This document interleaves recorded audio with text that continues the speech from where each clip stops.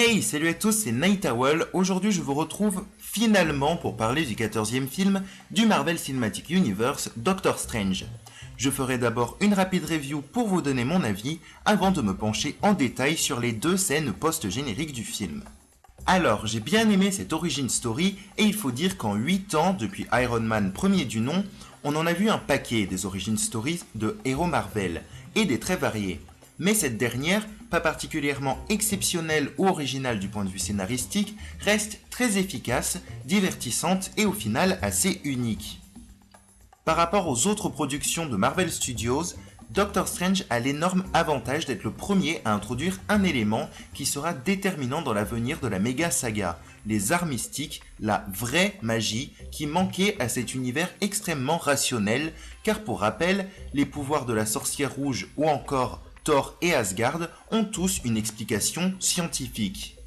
Avec Doctor Strange, on découvre qu'il existe des sorciers qui protègent le monde de menaces jusqu'alors insoupçonnées, venues tout droit de réalités alternatives et de mondes dont on ignorait totalement l'existence.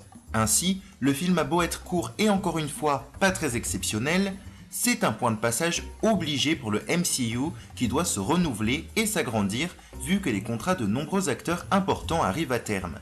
Et je trouve qu'il réussit très bien à apporter du neuf tout en s'inscrivant dans la continuité de ce qui a déjà été fait, avec des références aux Avengers, mais surtout avec la présence d'une pierre de l'infinité, celle du temps, qui crée un lien fatidique entre ce film et le futur Infinity War, dans lequel tout le MCU convergera.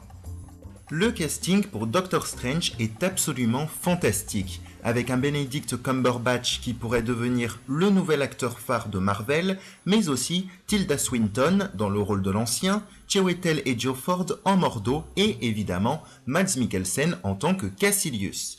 Mais parler de lui va me permettre de faire la transition pour aborder les points négatifs que j'ai retenus du film.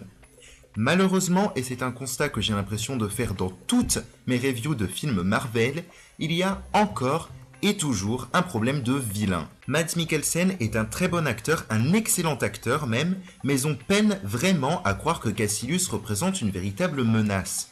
Il passe son temps à nous rappeler qu'il est méchant et pourtant se fait battre assez facilement. Mais en plus de ce vilain d'un film qu'on aura tôt fait d'oublier, celui qui tire les ficelles dans l'ombre, Dormammu, qui est un personnage archi puissant et intéressant de l'univers Marvel, est exploité de façon bizarre.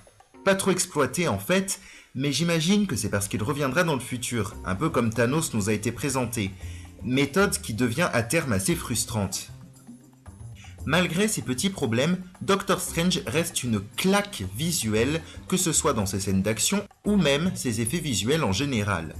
La magie est l'occasion de présenter des effets spéciaux formidables et étant donné le scénario correct du film, on peut dire que celui-ci est très recommandable. Et maintenant, passons aux deux scènes cachées dans le générique.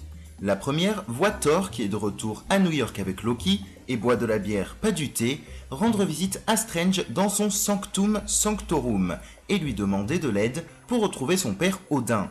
Pour rappel, à la fin du monde des ténèbres, Loki s'était fait passer pour Odin, ce que Thor aura donc a priori découvert depuis. Je ne sais pas si cette scène a été faite uniquement pour le générique de Doctor Strange, ou s'il s'agit d'un extrait du futur Thor Ragnarok, comme l'extrait de Civil War à la fin de Ant-Man.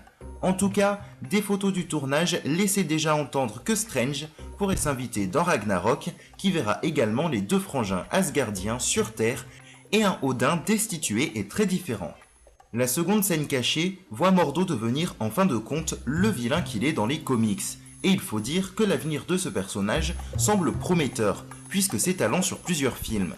Il pourrait devenir un ennemi intéressant pour Strange et bien plus creusé que Cassilius, puisque tous deux se connaissent. Cette scène post-générique semble promettre une suite, très probable mais qui reste à confirmer. Voilà pour Doctor Strange, désolé encore une fois pour l'énorme retard que j'ai pris, mais je vous retrouve, j'espère, dans la semaine pour une ultime analyse avant la sortie de Star Wars Rogue One en décembre. A bientôt.